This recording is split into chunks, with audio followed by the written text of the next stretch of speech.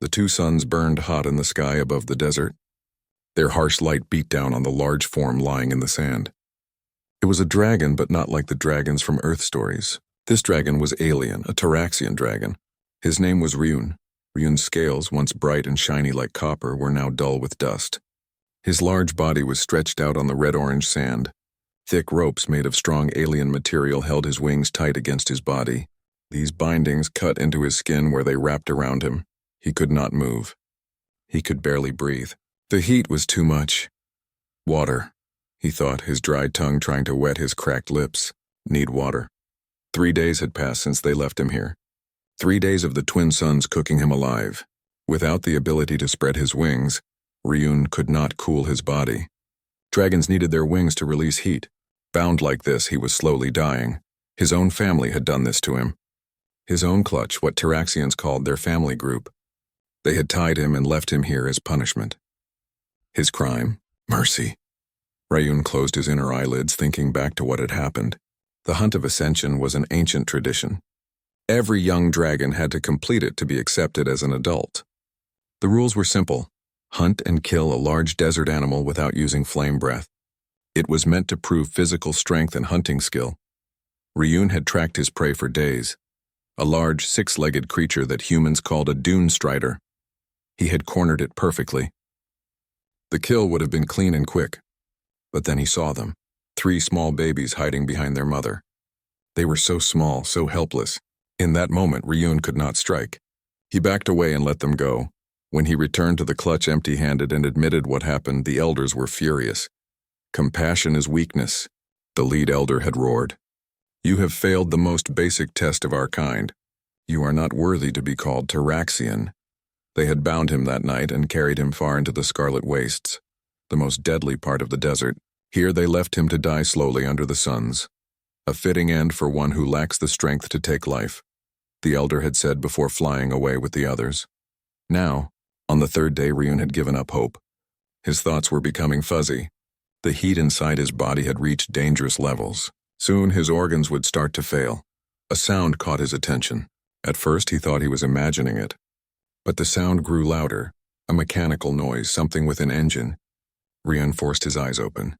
Through the heat waves rising from the sand, he saw a cloud of dust in the distance. Something was coming. The noise grew louder. Now Ryun could see it was a vehicle, a human vehicle. It was large, with 6 big wheels that easily rolled over the rough desert ground. Its body was boxy and practical, painted in light colors to reflect the sunlight. On its roof were solar panels that glinted in the harsh light. Ryun had seen humans before, but only from far away during his training flights. The Taraxian dragons mostly ignored the small human outpost on the edge of their territory. The elders said humans were not worth noticing, just small soft creatures who needed machines to survive. The vehicle slowed as it got closer to Ryun. It stopped about 50 steps away. The door opened and a single figure stepped out. The human was covered from head to toe in protective gear, a light-colored suit that reflected the sunlight, and a helmet with a dark face shield. They carried a large water container in one hand and a box of tools in the other. For a long moment, the human just stood there, looking at Ryun. Then they put down their items and slowly walked closer. Hello there, the human said, voice slightly muffled by their helmet. You're in bad shape, aren't you? Ryun was surprised. The human spoke in Common, the trade language used between species. Even more surprising, the human was speaking to him like he was a person, not an animal. Can you understand me? The human asked, stopping a safe distance away. Yes, Ryun managed to say, his voice rough from thirst. I speak your language. The human nodded and came closer. They removed their helmet, revealing a face with kind eyes and short black hair plastered to the forehead with sweat. It was a male human with light brown skin darkened by the sun. My name is Do-yun, the human said. I'm the mechanic from the research outpost. I was out checking on some equipment when my sensors picked up your heat signature. He looked at the ropes binding Ryun. Someone did this to you on purpose. It wasn't a question, but Ryun answered anyway. My clutch. I failed. The hunt. Do-hyun's face showed anger. They left you to die because you failed a hunt? He stopped himself and shook his head. Never mind. First things first. He picked up the water container and approached Ryun's head carefully. I'm going to give you some water. Then I'll see what I can do about these bindings. Ryun couldn't believe what he was hearing. You would help me? Do-hyun looked surprised by the question. Of course I'm helping you. You're a person in trouble. What else would I do? He opened the water container and carefully poured some into Ryun's mouth. The water was cool and clean, the best thing Ryun had ever tasted. He drank eagerly, feeling the liquid bring life back to his dry body. After Ryun had drunk his fill, Do-hyun examined the ropes binding him. These are strong, he said, pulling tools from a belt around his waist. But I've got some cutters that should work. It might take a while. Why? Ryun asked, still confused by the human's kindness. Why help me? Dragons and humans, we are not friends. Do-hyun started working on the first binding. Maybe we should be. Just because we're different doesn't mean we can't help each other. He looked up at Ryun with a small smile. Besides, I'm a mechanic. I fix things. It's what I do. I am not a machine, Ryun said. Do-hyun laughed. No, but the principle is the same. Something's broken, I try to fix it. Right now, your situation is broken. The first binding snapped under his tools. There we go. One down, several to go. As Do-hyun worked, Ryun studied him. The human was small compared to a dragon, but his hands moved with skill and purpose. Despite the heat, he worked steadily, stopping only to give Ryun more water or to wipe sweat from his eyes. How did you find me? Ryun asked. This place is far from your outpost. Like I said, I was checking equipment. We have weather stations and research sensors all over this region. Do-hyun cut through another binding. My scanner picked up an unusual heat signature, much hotter than the surrounding desert. That's you. Your body temperature is dangerously high. Without wing movement, we cannot cool properly, Ryun explained. Do-hyun nodded. Fascinating.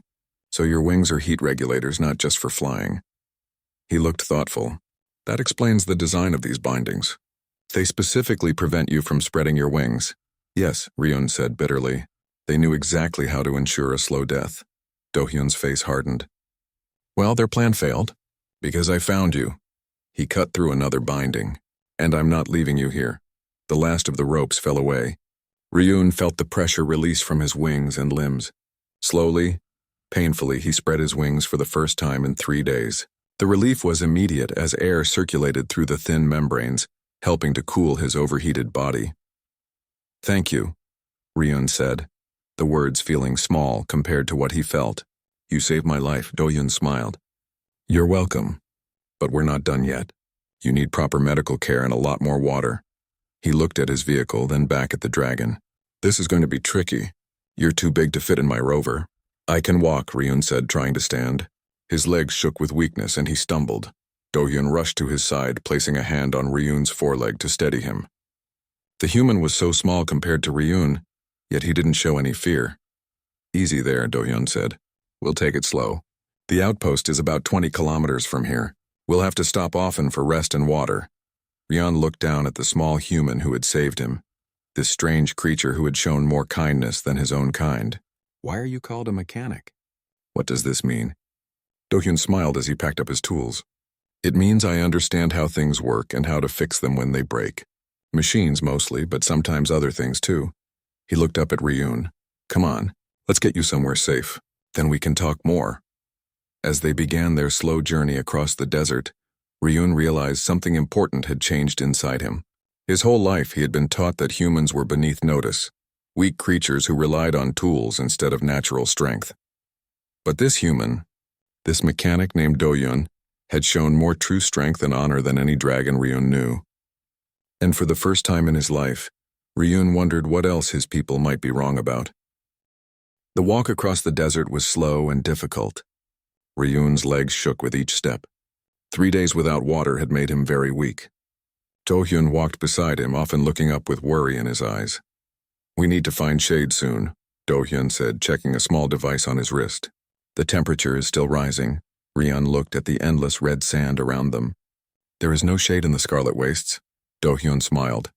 Then we'll make our own. He walked back to his rover and pulled out a large folded sheet of reflective material. This is a solar tarp. We use it for emergency shelter. With quick, practiced movements, Do-hyun set up the tarp using extendable poles from his vehicle. Soon they had a small shelter that blocked the worst of the sunlight. "Rest here," Do-hyun told Ryun. "I'll get more water ready." Ryun carefully settled under the shelter. His wings were still stiff and painful from being bound for so long. He watched as Do-hyun took out a strange device from his rover. "What is that?" Ryun asked. "Water purifier," Do-hyun explained. "It takes moisture from the air. Not much in this dry desert, but enough to keep us going." He placed the device in the shade and turned it on. A soft humming sound filled the air. Do-hyun sat down next to Ryun, offering him a container of water. "Small sips," he advised. "Too much at once isn't good after dehydration." Ryun followed the human's instructions, drinking slowly. "You know much about survival." "Basic training for anyone working on frontier planets," Do-hyun said with a shrug. "Especially mechanics. We often have to go out to fix things in remote areas." "What is a frontier planet?" Ryun asked. "It's what we call worlds where humans are just beginning to establish a presence. Places like Taraxis or Fu, your world." Do-hyun took a drink from his own water container. "We've only had the research outpost here for about 5 years." Ryun nodded slowly. "The elders first noticed your kind here 6 seasons ago. They said to ignore you, that you would either leave or die in the harsh conditions." Do-hyun laughed. "We're more adaptable than your elders think." He looked at Ryun with curious eyes. "Can I ask why your people left you to die? What kind of hunt did you fail?" Ryun lowered his head. The memory was still painful. "The hunt of ascension.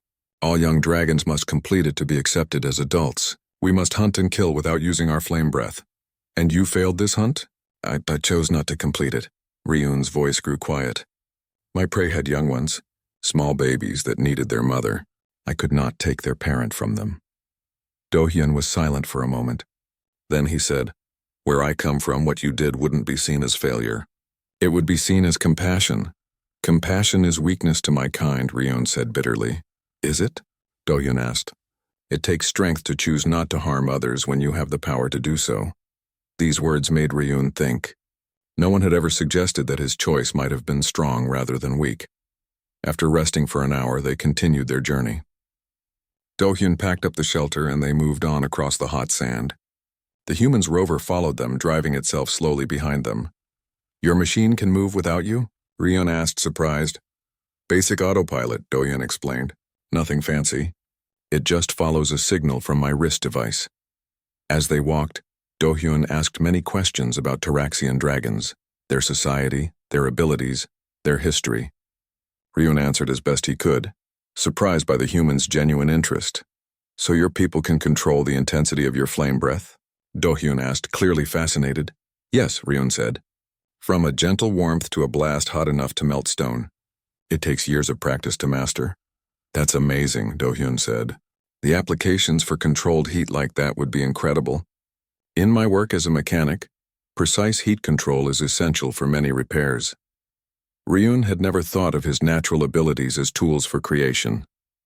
Dragons use their flame for hunting, fighting, and sometimes for making their nests in mountain caves. The idea that it could be used to build things was new and interesting. By mid-afternoon, they had covered about half the distance to the human outpost. Ryun was growing tired again, his steps becoming slower. "Let's take another break," Do-hyun suggested, setting up the shelter once more.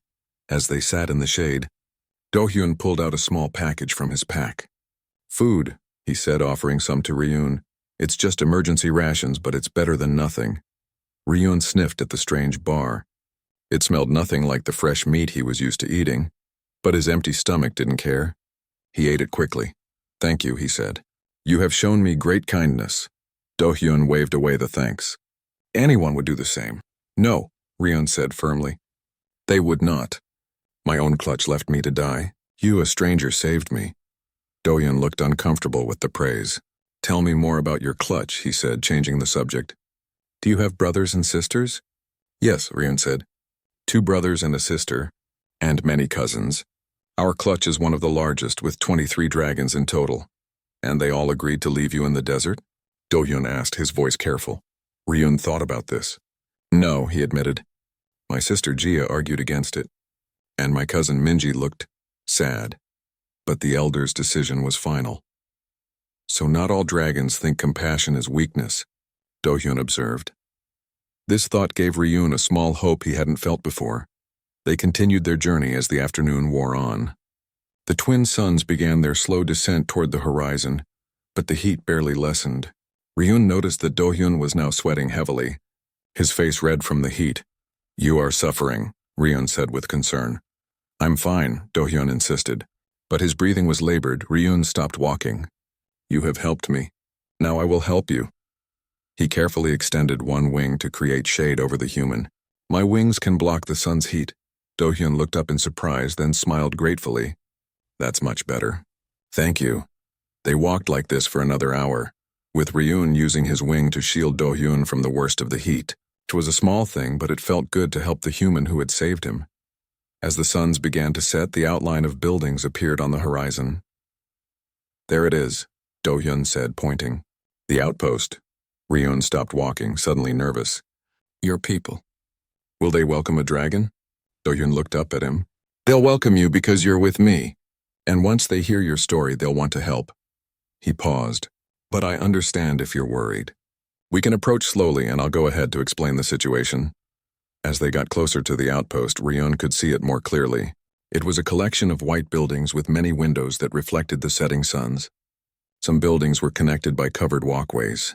Around the edge of the outpost was a fence, not very high or strong, more to mark the boundary than to keep anything out. Several small vehicles like Do-hyun's rover were parked near the largest building. Solar panels covered many of the roofs, turning to follow the last rays of sunlight. "It's smaller than I expected," Ryun said. "Only 30 people live here," Do-hyun explained. "Scientists mostly, studying the planet's unique ecosystem, and a few support staff like me." When they were about 500 steps from the fence, Do-hyun stopped. "Wait here," he said. "I'll go talk to the outpost director. It's better if they're prepared to see you." Ryun nodded, settling down on the sand to rest his tired legs. He watched as Do-hyun walked ahead, soon disappearing inside the fence. Alone again, Ryun felt his doubts return. What if the other humans weren't like Do-hyun?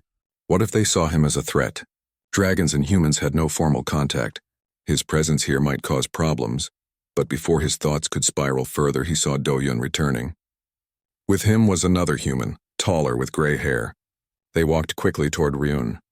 "This is Director Hana," Do-hyun said when they reached him. "She's in charge of the outpost."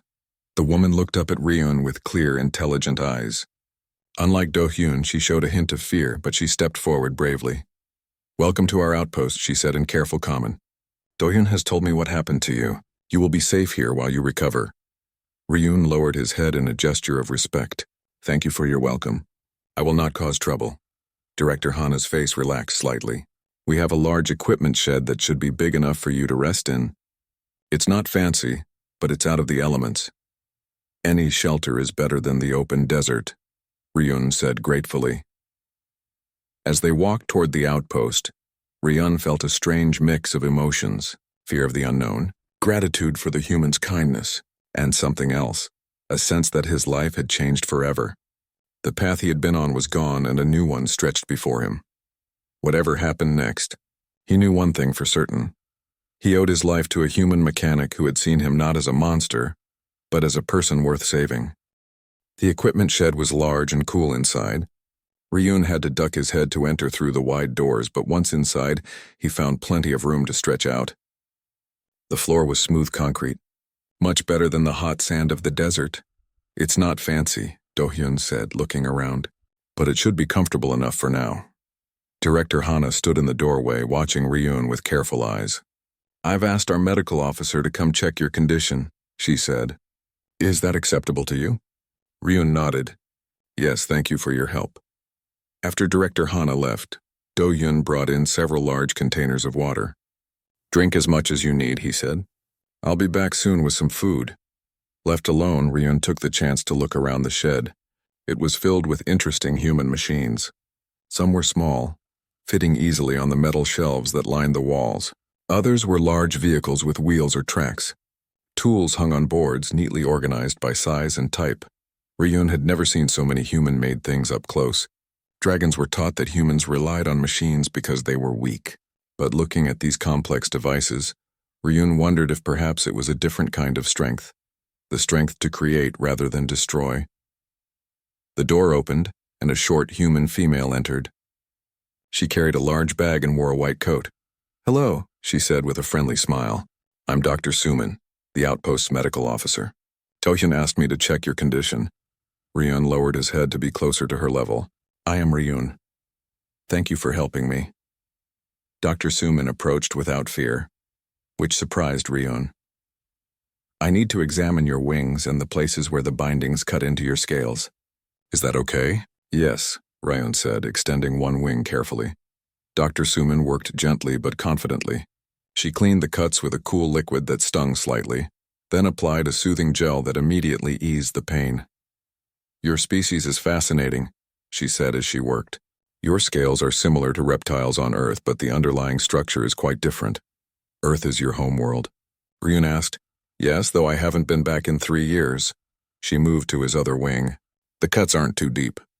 Your scales protected you well, but you're still dehydrated and probably hungry too." As if on cue, Do-hyun returned carrying a large container. "I brought food," he announced. "Our kitchen staff wasn't sure what you eat, so they gave us a variety." The container held several types of meat, some cooked, some raw. Ryun sniffed at them curiously. "We eat meat," he explained. "Usually fresh caught, but this smells good." He ate quickly, suddenly aware of how hungry he was. The humans watched with interest as he finished all the food. "Better?" Do-hyun asked when Ryun was done. "Much better, thank you." Ryun felt stronger already. The food, water, and treatment for his wounds had made a big difference. Dr. Suman packed up her medical supplies. "You should rest now. Your body needs time to recover." She turned to Do-hyun. "Call me if anything changes." After she left, Do-hyun pulled up a chair and sat near Ryun. "How are you feeling, really?" he asked. Ryun thought about the question. "My body is healing. But my mind," he paused. "I don't know what happens now. I cannot return to my clutch. I have nowhere to go." Do-hyun nodded with understanding. "You can stay here as long as you need to. No one will force you to leave." "Why are you all so kind to me?" Ryun asked. "Our kinds have never been friends." "Maybe it's time that changed," Do-hyun said simply. "Besides, we're scientists and explorers. Learning about new species and cultures is what we do." Ryun settled his large body more comfortably on the floor. "I have much to learn about humans, it seems." "And we have much to learn about Taraxian dragons," Do-hyun replied with a smile. "Get some rest. Tomorrow will be a new day." Ryun slept deeply that night, his body finally relaxing after days of stress and pain. When he woke, sunlight was streaming through the high windows of the shed. Do-hyun was already there, working on some kind of engine on a nearby table. "Good morning," Do-hyun said when he noticed Ryun was awake. "How do you feel?"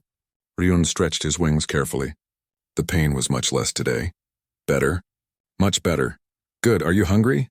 After another meal of meat brought by the kitchen staff, Do-hyun suggested they go outside. "The others are curious about you," he explained.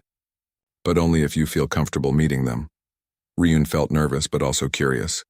"Yes, I would like to meet your people." Outside, the morning was cool, the brief, pleasant time before the twin suns heated the desert. Several humans were waiting at a respectful distance. Director Hana stood at the front of the group. "Ryun," she said, stepping forward. "I hope you rested well. Some of our scientists would like to speak with you if you're willing." One by one, the humans introduced themselves. There was Taejin, who studied the planet's weather patterns. Mina, who researched the desert plants. Junyo, who mapped the geography of the region. Each of them had questions for Ryun about his species and their knowledge of the planet. Ryun answered as best he could, surprised by how interested they were in his answers. No one showed fear of him. Instead, they treated him with respect and genuine curiosity. As the morning went on, Ryun began to ask his own questions. He learned that humans came from a planet with only one sun and much more water than Taraxis 4.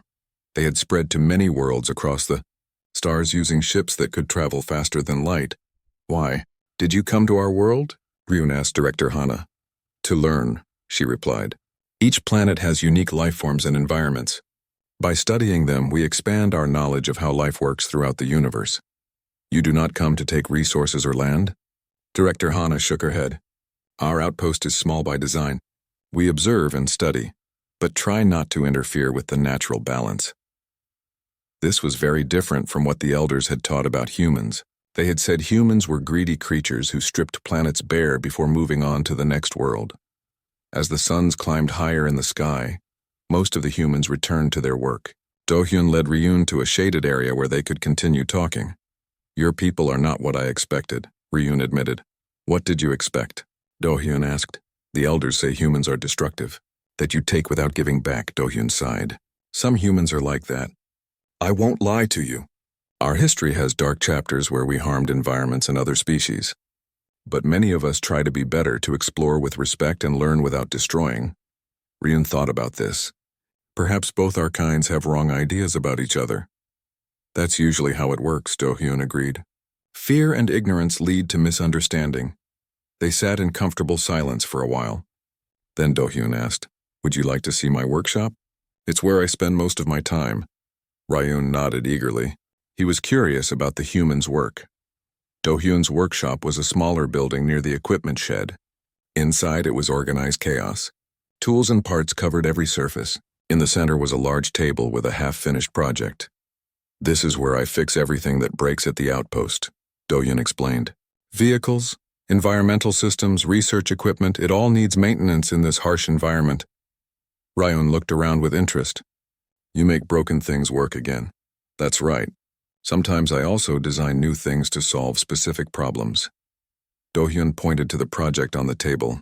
"This is a new filter system for our water recyclers. The desert dust keeps clogging the old ones."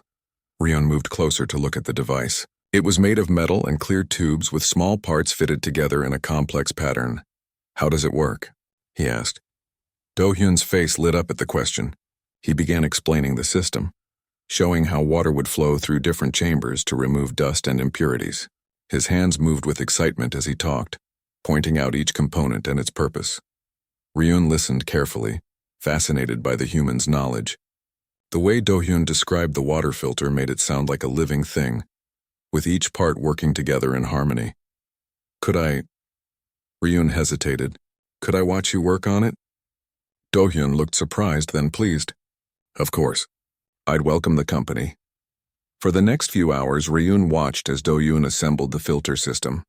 The human worked with careful precision, his small hands connecting tiny parts with ease. Sometimes he would explain what he was doing. Other times he worked in focused silence. Ryun found himself completely absorbed in watching the process. There was something beautiful about seeing something useful being created from separate parts. "In my culture," Ryun said after a while, "we value strength in battle and hunting. We do not create things like this." Do-hyun looked up from his work. "Every culture values different skills. Humans have been both warriors and builders throughout our history. I think I would like to learn to build things," Ryun said quietly. Do-hyun smiled. "I could teach you if you want. Your claws might actually be good for detailed work once you learn how." The idea of learning to create rather than destroy filled Ryun with unexpected joy. For the first time since being abandoned in the desert, he felt a sense of purpose. "I would like that very much," he said. As the day went on, Ryun realized something important was happening. Not just his body was healing, his mind was changing too. New ideas were taking root, ideas that would have been impossible in his clutch. Perhaps being left to die in the desert wasn't the end of his story. Perhaps it was just the beginning. 2 weeks passed quickly. Ryun's wounds healed completely and his strength returned. Each day he spent hours in Do-hyun's workshop, learning about human tools and machines. At first his large claws made it hard to handle small parts. But Do-hyun was patient. "Try holding it like this," Do-hyun suggested, showing Ryun how to use just the tip of one claw for delicate work. Ryun practiced until he could pick up even tiny screws without dropping them. He felt proud when he successfully fixed his first broken device, a small fan that had stopped working. "You did it," Do-hyun said, smiling as the fan whirred back to life. "You have a natural talent for this." Ryun felt a warm feeling inside at the praise. In his clutch, compliments were rare. Dragons were expected to be strong and skilled. No one celebrated when you simply did what was expected. The other humans at the outpost got used to seeing Ryun around. Some even brought broken items directly to him, asking if he could help fix them. Ryun enjoyed feeling useful. One morning, Director Hana came to the workshop with a serious look on her face. "Ryun," she said, Our long-range sensors have detected several large flying objects heading this way from the east. They appear to be dragons. Ryun felt his heart beat faster. My clutch, he said quietly. They must have discovered I'm still alive. Do-hyun put down his tools. What do you want to do? You can hide if you don't want to see them. Ryun thought about this. Part of him wanted to hide, to avoid facing those who had left him to die. But another part, a stronger part, wanted to stand tall. No, he said firmly. I will meet them. I have done nothing wrong. Director Hana nodded. They'll be here in about an hour. We'll prepare for their arrival. As the humans got ready for the dragon's visit, Ryun went outside to wait. He stood tall, his copper scales gleaming in the sunlight. He was no longer the weak, dying dragon they had abandoned. He was stronger now in body and in mind. Soon dark shapes appeared in the sky. 5 dragons. Their wings spread wide as they flew toward the outpost. Ryun recognized them immediately. The elders of his clutch, led by the oldest, a large male with silver scales named Hyuk. The dragons landed a short distance from the outpost fence. They looked surprised to see Ryun standing there, healthy and strong. Ryun of the Copper Claw, Elder Hyuk called out in the dragon language. You live when you were judged unworthy? Ryun replied in the same language, his voice steady. I live because of kindness, not from my own kind, but from humans. The elders exchanged looks of surprise. Elder Hyuk stepped forward, his large body tense. You shame our clutch by accepting help from lesser beings, he said.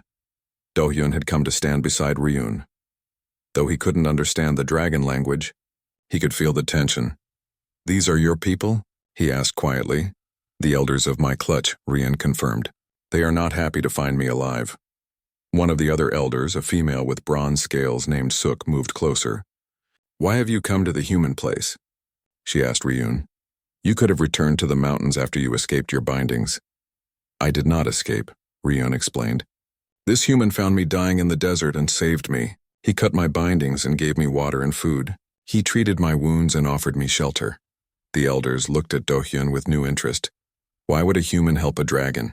Elder Hyuk asked, switching to common so Do-hyun could understand. Do-hyun looked up at the massive silver dragon without fear. Because it was the right thing to do. Ryun was suffering. I couldn't just leave him to die. Elder Suk tilted her head. Even knowing he had failed our most sacred tradition? He didn't fail, Do-hyun said firmly. He chose compassion over killing. Where I come from, that's not weakness, it's strength. The elders seemed shocked by Do-hyun's words. They had clearly not expected a human to speak to them this way. Ryun stepped forward. I have learned much during my time with the humans, he said. They create rather than destroy. They work together and share knowledge. They value learning and understanding. And you think this makes them strong? Elder Hyuk asked with a hint of scorn. I do, Ryun said. There are many kinds of strength. The strength to kill is just one kind and perhaps not the most important. A tense silence followed his words. The other dragons looked to Elder Hyuk, waiting for his response. Finally, the silver dragon spoke. You speak boldly for one who failed the hunt. I did not fail, Ryun said, echoing Do-hyun's words. I chose differently, and that choice led me here, where I have learned things our clutch has never known. Elder Suk moved closer, her eyes curious. What things have you learned, Ryun of the Copper Claw? Ryun gestured toward the workshop. I have learned to fix broken machines. I have learned how things work. I have learned that creating is as valuable as hunting. The bronze female looked interested. Show us, she said. Ryun led the elders to Do-hyun's workshop. The other humans watched nervously as the large dragons followed, but no one interfered. Inside the workshop, Ryun showed them the projects he had been working on. A cooling system for the outpost's main building, a new water filter, and several repaired devices. You made these? Elder Suk asked, examining the cooling system with interest. With Do-hyun's help, yes, Ryun said. My claws are good for detailed work once I learned how to use them properly. Elder Hyuk snorted. Dragons are not meant to be tool users. We have our natural strengths, why not both? Ryun asked. Why can't we use our natural abilities and also learn new skills? The humans do. A younger dragon who had been quiet until now stepped forward.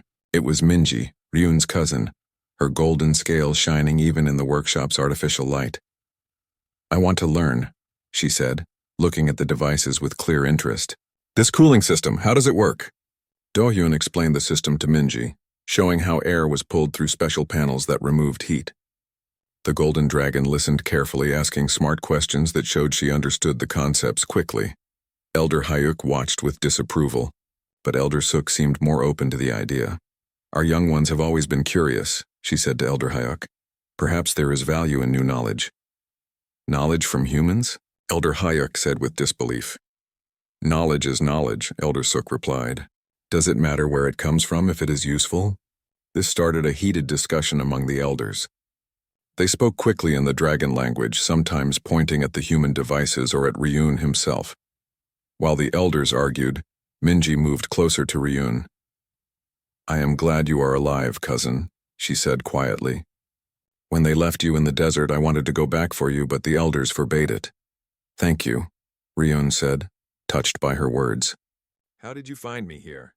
One of our hunters saw you with the human vehicle, Minji explained. Word spread quickly through the clutch. Some were angry that you survived. Others were curious, and you? Ryun asked. Minji's golden eyes met his. I was happy. And now seeing what you have learned here. She looked around the workshop with wonder. I want to learn too. Their conversation was interrupted when Elder Hyuk turned back to them. Ryun of the Copper Claw, he said formally. You have broken our traditions by accepting help from humans and by learning their ways. Ryun stood tall, ready to defend his choices. However, Elder Hyuk continued, surprising everyone.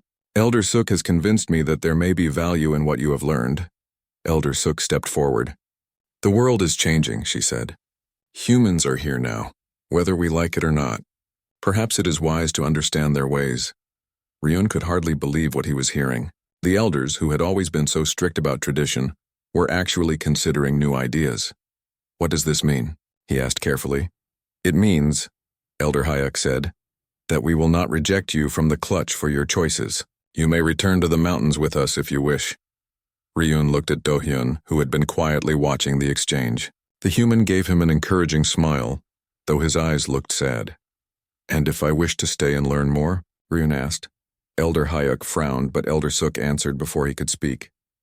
Then that is your choice, she said, and perhaps others might visit to learn as well.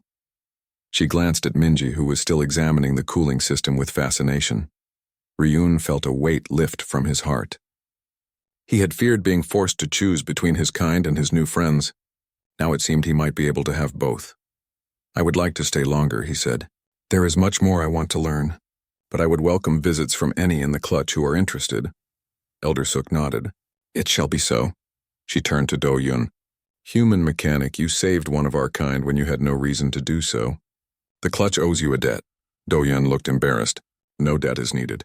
Friendship is enough. Elder Hayuk made a sound that might have been a laugh. Friendship between dragons and humans. What strange times we live in. As the elders prepared to leave, Minji approached Ryun one last time.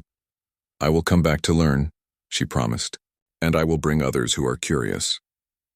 Ryun watched as the dragons took flight, their massive wings carrying them back toward the mountains. He felt a mix of emotions, relief, pride, and hope for the future. Do-hyun stood beside him. Are you sure you want to stay? He asked. You could go home with your people. Ryun looked down at his friend. For now, this is where I belong. There is too much to learn, too much to discover. He spread his wings wide in the sunlight. Besides, who will help you fix all the broken machines? Do-hyun laughed. True, your claws are much better at reaching the tight spots than my fingers. Together, they walked back to the workshop, ready to begin the day's projects. Ryun felt, for the first time in his life, that he was exactly where he was meant to be. 3 months passed since the elders' visit. The outpost had changed in many ways. The most obvious change was the new building next to Do-hyun's workshop. It was large and dome-shaped with wide doors and high ceilings, perfect for dragons. Ryun stood in the doorway of this new building, watching with pride as 3 young dragons carefully worked on different projects. Minji, true to her word, had returned to learn. She had brought others with her, her brother Jun with his bright blue scales and their friend Hana, a smaller female with scales the color of copper like Ryun's. Careful with that connection, Ryun told Jun, who was working on a solar power unit. Too much pressure will break the wire. Jun nodded, adjusting his grip. His claws, once used only for hunting and fighting, now moved with surprising gentleness as he connected the delicate parts. Minji was working on something more complex, a cooling vest designed for dragons. It would help them regulate their body temperature, even when they couldn't spread their wings. The idea had come from Ryun's experience in the desert. "I think it's ready for testing," Minji said, holding up the vest. It was made of special material that could stretch to fit around a dragon's body. "Let's try it," Ryun said. Minji slipped the vest over her golden scales. It fit well with straps that secured it in place. Small fans powered by tiny solar cells began to whir, pushing cool air between her scales. "It works," she said, her eyes wide with excitement. "I can feel the cooling effect already." Do-hyun entered the building carrying a box of new parts. He smiled when he saw the vest working. "Great job, Minji," he said. "That design could help a lot of dragons during the hot season." Hana looked up from her own project, a communication device that could be worn on a dragon's foreleg. "Do you think the elders will accept these inventions?" she asked, her voice worried. It was a good question. While some dragons, especially younger ones, had embraced the new ideas from the human outpost, others remained suspicious. Elder Hayuk still frowned upon what he called human influences, though he had not forbidden the learning exchanges. "They will accept what proves useful," Ryun said confidently. "The cooling vest will save lives in extreme heat. The solar units will provide power without flame. These are good things that help our kind." Do-hyun set down his box of parts. "Change takes time," he said. "When humans first started using new technologies, many people resisted. They feared what they didn't understand. Like how my clutch feared humans without knowing them," Ryun said. "Exactly," Do-hyun agreed. "Fear comes from not understanding. That's why what you're doing here is so important." The young dragons nodded, returning to their work with renewed purpose. Ryun felt proud of them. They were brave to go against traditions, to learn new ways of thinking. Later that day, as the twin suns began to set, Ryun and Do-hyun sat outside the workshop. This had become their daily routine, a quiet time to talk and watch the sunset. "The cooling vest Minji made is really good," Do-hyun said. "She has a natural talent for engineering." "Yes," Ryun agreed. "She thinks differently from most dragons. She asks why and how about everything." "Like you?" Do-hyun pointed out with a smile. Ryun considered this. "Perhaps. But I needed to nearly die in the desert to start thinking differently." Minji questioned things even before. They sat in comfortable silence for a while, watching as the sky turned deep orange and red. The desert looked beautiful at this time of day, the harsh landscape softened by the golden light. "A ship is coming tomorrow," Do-hyun said after a while. "The regular supply run from the main human colony."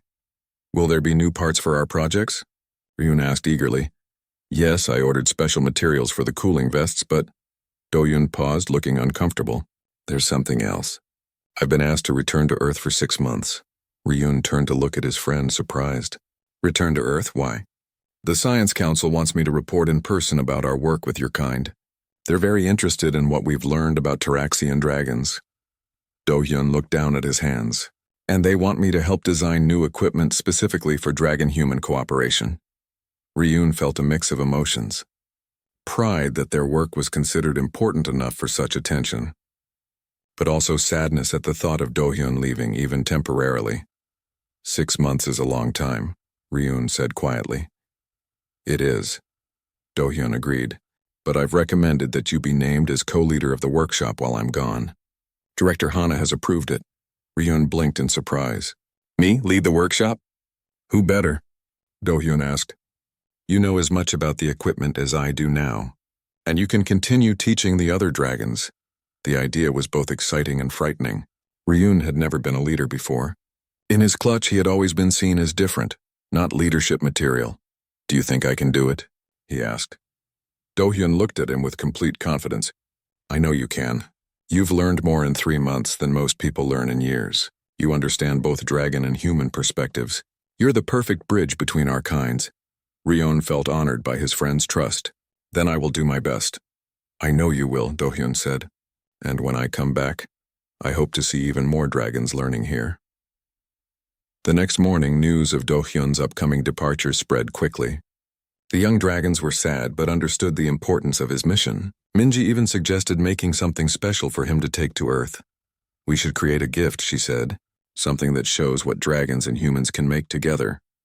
Everyone thought this was an excellent idea. They spent the day working on a special project, a model of the outpost and the surrounding desert with tiny figures of humans and dragons working side by side. They used materials from both human supplies and natural elements that dragons traditionally used for their nests. When it was finished, the model was beautiful, a perfect symbol of their cooperation. Do-hyun was deeply touched when they presented it to him. "This is amazing," he said, carefully examining the detailed work. "I will show this to the Science Council. It says more than any report I could write." The day of Do-hyun's departure came too quickly. The supply ship landed on the flat area just outside the outpost, a sleek, silver vessel much larger than any vehicle Ryun had seen before. The entire outpost gathered to say goodbye, including all the dragons who had been coming to learn. Even Elder Suk had flown in for the occasion, her bronze scales gleaming in the morning light. "Human mechanic," she said formally to Do-hyun, "you have taught our young ones valuable skills. The clutch honors your wisdom." Coming from an elder, this was high praise indeed. Do-hyun bowed respectfully. "The honor has been mine," he said. "Your kind has taught me just as much." When it was Ryun's turn to say goodbye, he found it hard to find the right words. This human had saved his life, had shown him a new way to live, had become his closest friend. "I will miss you," he said simply. "I'll miss you too," Do-hyun replied, "but I'll be back before you know it. And I expect to see amazing new inventions when I return." "You will," Ryun promised. They had already discussed how to stay in contact. The outpost had regular communication with Earth. Ryun would send updates on their projects, and Do-hyun would share news of his work with the Science Council. As Do-hyun boarded the ship, Ryun felt a strange mix of sadness and hope. The past 3 months had changed everything for him. From being left to die alone in the desert, he had found friendship, purpose, and a new path for his life. The ship's engines roared to life, kicking up dust as it prepared to leave. Ryun and the other dragons spread their wings to shield the humans from the worst of the dust storm. It was a small gesture, but it showed how natural their cooperation had become. As the ship rose into the sky, Ryun thought about the future. More dragons were becoming curious about the human outpost. Even some of the older ones who had initially been suspicious were now asking questions. The cooling vests Minji designed would soon be ready for wider use, potentially saving lives during the hottest season. And Ryun himself had changed the most. Once considered a failure by his clutch for showing compassion, he was now a teacher and soon would be a leader. He had learned that different kinds of strength existed, the strength to create, to teach, to bring people together. When the ship was just a small dot in the sky, Elder Suk came to stand beside Ryun. "When the elders left you in the desert," she said quietly, "I thought it was a waste of potential. I did not speak against it strongly enough, and for that I am sorry." Ryun was surprised by her apology. Elders rarely admitted being wrong. "Perhaps it was meant to happen that way," he said. "If I had not been left there, Do-hyun would not have found me. Our kinds might never have started working together." Elder Suk nodded thoughtfully. "There is wisdom in your words." She looked at the young dragons who were already heading back to the workshop, eager to continue their projects. "You have started something important, Ryun of the Copper Claw. Something that may change our kind forever." "For the better, I hope," Ryun said. "I believe so," Elder Suk replied. "Change is not always easy, but it is often necessary." As they walked back to the workshop together, Ryun felt a deep sense of purpose. The path ahead would not be easy. There would be resistance from those who feared change. There would be challenges in bringing two very different species together. But looking at the humans and dragons already working side by side, Ryun knew it was possible. What had begun with one act of compassion, a human mechanic saving a dying dragon in the desert, was growing into something much larger. It was a new beginning, not just for Ryun, but for all of them.